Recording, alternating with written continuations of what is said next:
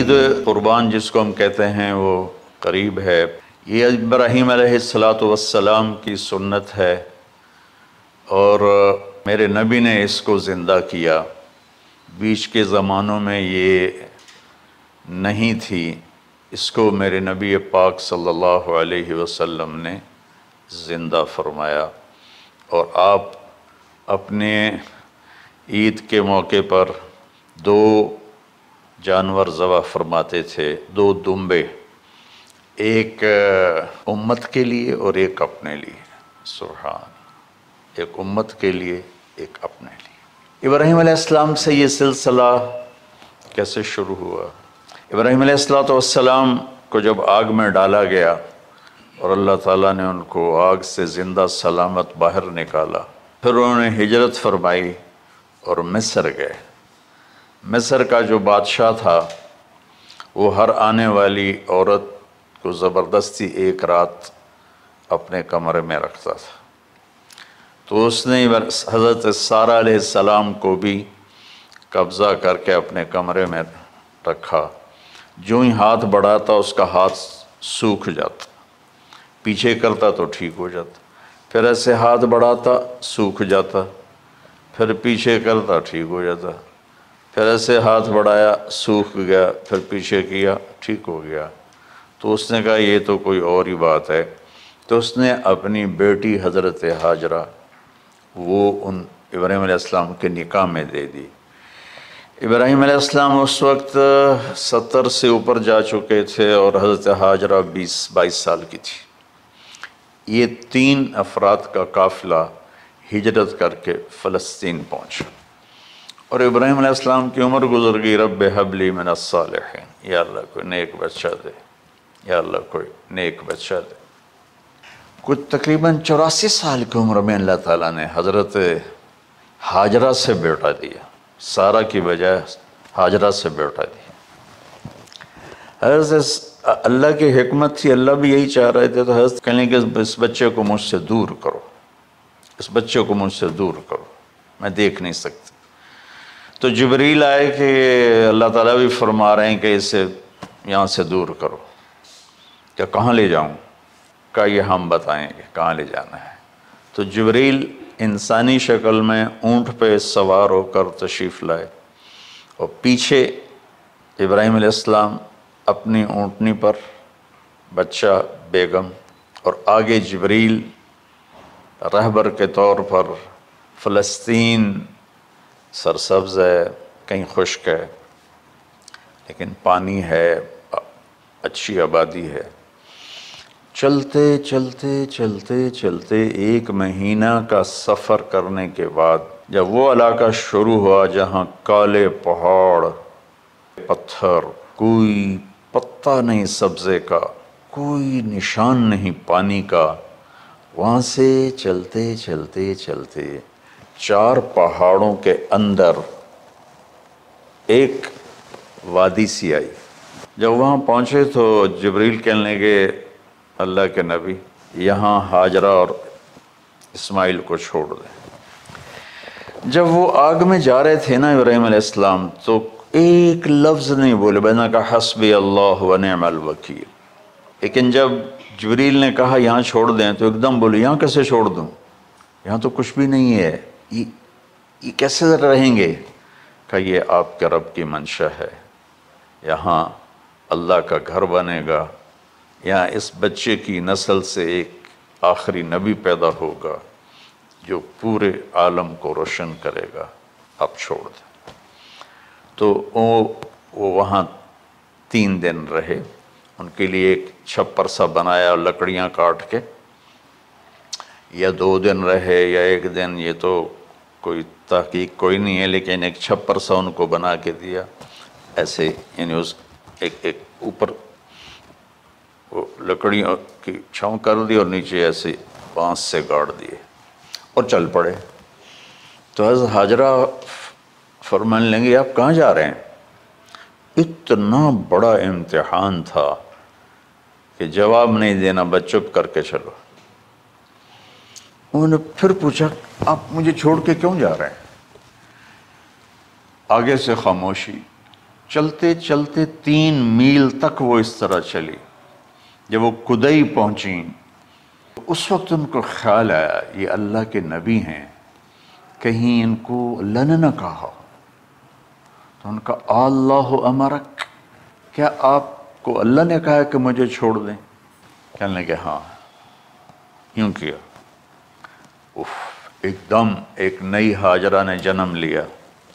کہ اذن، یوں گردن، اذن لن یضیعنا اللہ، جاؤ پھر میرا اللہ مجھے ضائع نہیں کرے گا. ابراہیم علیہ السلام بوجھل دل کے ساتھ پیدل چل رہے تھے، دونوں میاں بیوی اونٹنی پہ سوار ہوئے، اور وہ اپنے بچے کو گود میں لے کر ایسے کھڑی ان کو دیکھ رہے تھے. یہ کوئی مہینے کے لیے نہیں جا رہے تھے، پتہ نہیں ہے کب واپس آئیں. اج دے وچھڑے قد ملن گے، جانے رب رحمان. دیکھتی رہیں. انہوں نے ایسے پہاڑی کے اوپر چڑھے کہ اونٹ نیچے اتری، تو پھر انہوں نے منہ موڑا اور واپس اس وادی کی طرف چلیں. کیا وقت تھا؟ صبح تھی، شام تھی. جو ابراہیم علیہ السلام غائب ہوئے تو ایک دم آپ نے اونٹنی کا منہ موڑا ادھر ہی اور کہا ربنا انی اسکنت من ذریت بواد غیر ذی زرع ربنا لیقیموا الصلاۃ. کیا درد ہے، تو جو میرا رب ہے. یہ اللہ نہیں کہا، اللہم نہیں کہا، ربنا. یا اللہ تو مہربان ہے، اس میں بھی کوئی تیری مہربانی ہوگی، تیری محبت ہوگی، تیری شفقت ہوگی. انی اسکنت من ذریت، میں نے چھوڑ دیا اپنی اولاد کو. یا اللہ میں نے وہاں چھوڑا جہاں نہ پتا ہے، نہ دانا ہے، نہ پانی ہے. تو جان اور یہ جانے. اس درد بھری دعا نے عرش کو بھی ہلا دیا تھا، اور آپ نے منہ موڑا. ایک چھوٹا سی مشکیزہ تھا پانی کا، اس سے گھونٹ گھونٹ پی کے ان کے منہ میں بھی ڈر رہی تھی. اس مشکیزے پر 3 دن گزرے، پانی ختم ہو گیا. کون اس کے لیے کہہ رہا تھا میں پانی لاتا ہوں، کھانا لاتا ہوں. موت تھی دونوں ماں بیٹی کی.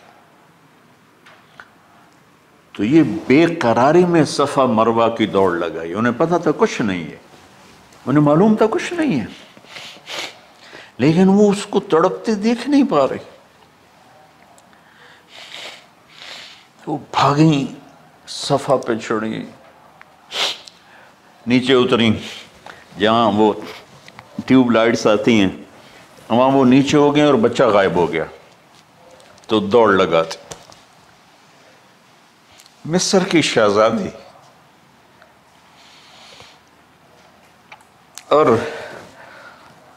مکے کے نوکدار پتھروں کے اوپر دوڑ رہی تھی. جب بچہ نظر آیا پھر آہستہ ہو گئی، پھر مروہ پہ چڑھی، پھر صفا پہ چڑھی، پھر مروہ پہ چڑھی، پھر صفا. مجھے لگتا ہے صفا مروہ بھی رو رہے ہوں گے اس وقت، اور مکے کے پہاڑ بھی رو رہے ہوں گے. سورج بھی اس وقت رو رہا ہوگا. آخر وہ مروہ پہ تھک کے گر گئیں. یہ نہیں کہ انہیں 7 چکر لگانے تھے، 7ویں چکر کے بعد ان کی ہمت جواب دے گئی. وہ گر گئیں اور ان کا جینا چاہا کہ میں بچے کو اپنے سامنے مرتا دیکھوں، اس لیے وہیں گر گئیں کہ میں اتھے مر جاؤں، وہ اتھے مر جاؤں. پھر ایسے حسرت بھری نظروں سے یوں دیکھا، مر گیا کہ نہیں. تو وہاں ایک آدمی کھڑا تھا. پھر مردہ جسم میں پھر جان آ گئی. پھر انہوں نے اپنے آپ کو اٹھایا اور دوڑ لگائی. پہنچی تو آدمی غائب تھا اور ایڑیوں سے پانی نکل رہا تھا. کوئی ابراہیم کا گلہ نہیں، شکوہ نہیں. 7 چکر اور تڑپ اور درد. اس کے بعد پانی کیوں نکالا؟ پہلے کیوں نہیں نکالا؟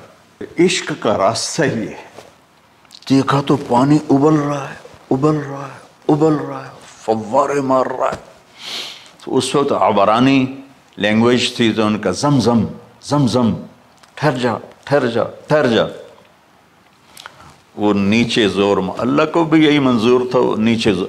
میرے نبی نے فرمایا اگر میری ماں زمزم نہ کہتی تو پورے عرب کو یہ پانی سیراب کر دیتا۔ جتنا اونچا بنانا ہو بلڈنگ اتنی گہری بنیاد، اس ماں بیٹے سے محمد مصطفیٰ نے آنا ہے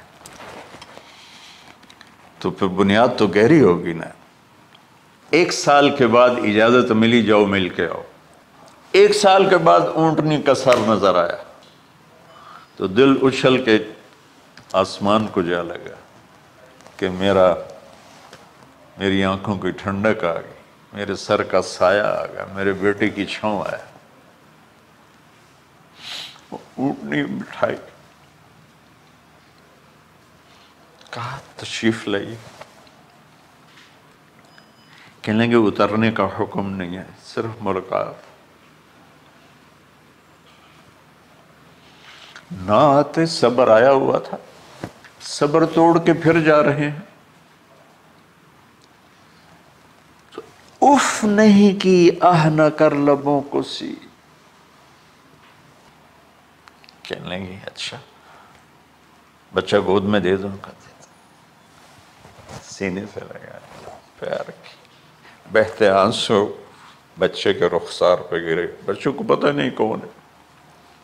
کہنے لگی اجازت ہے آپ کا سر دھو دوں، منہ دھو دوں، پاؤں دھو دوں، ہاتھ دھو دوں، یہ پانی پاک ملا ہے؟ ٹھیک ہے، واپس۔ فلما بلغ معه السعی، بھاگنے دوڑنے لگا، دل میں اتر گیا، نظروں کو بھا گیا تو خواب آنے شروع ہوئے، قیمتی چیز قربان کرو، پتہ نہیں کتنی بکریاں قربان کر دیں، پھر خواب آیا قیمتی چیز قربان کرو، پھر گائے قربان کر دیں، عدد مجھے یاد نہیں ہے، پھر خواب آیا قیمتی چیز قربان کرو، اونٹ قربان کر دیے، پھر خواب آیا قیمتی چیز قربان کرو تو پھر خیال آیا کہ یہ اسماعیل کی طرف اشارہ ہے۔ میں اس تصور میں جب ڈوبتا ہوں میں رونا شروع کر دیتا ہوں، اور یہ 92 سال کی ہستی بڑھاپے میں 1 مہینے کی اذیت برداشت کرتے ہوئے جا رہے ہیں کہ بیٹا ذبح کرنا ہے، بیٹا ذبح کرنا ہے، بیٹا ذبح کرنا ہے۔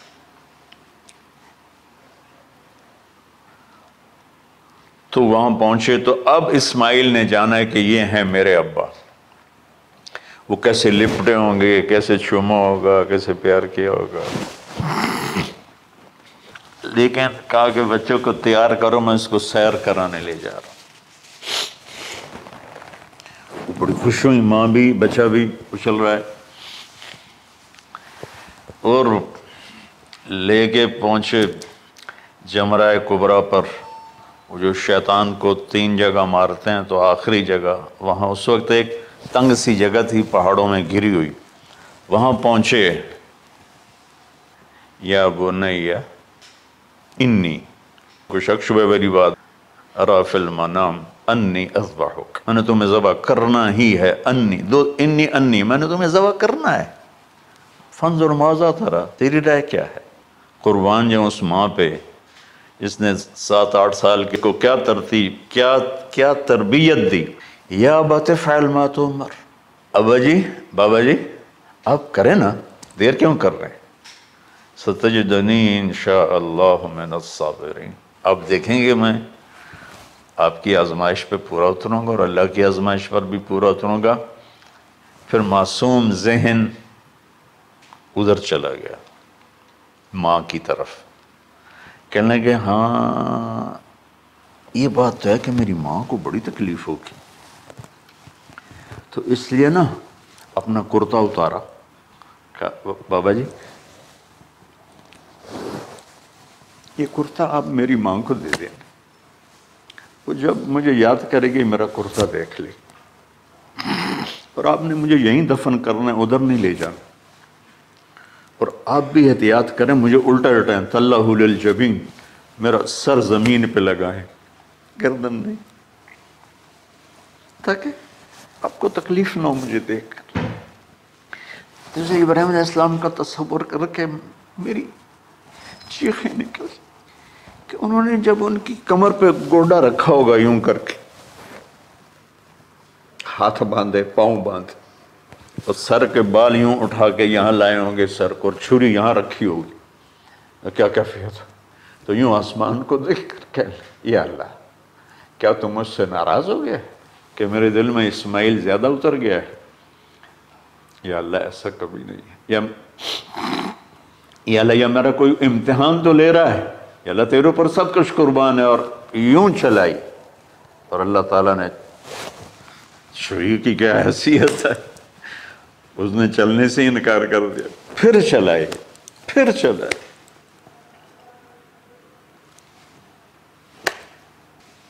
بعضی کتابوں میں ہے تو صحیح، لیکن روایت کی کتنی حیثیت ہے وہ تو مجھے نہیں پتا، لیکن چونکہ یہ ایک تاریخی چیز ہے کہی جا سکتی ہے۔ گئے اور چھری کو تیز کیا پتھر پر، تیز کر کے جب آئن اور بال پکڑے، آسمان کے فرشتے 2 دفعہ روئے ہیں انسانی تاریخ میں، آسمان کے فرشتے 2 دفعہ روئے ہیں انسانی تاریخ میں۔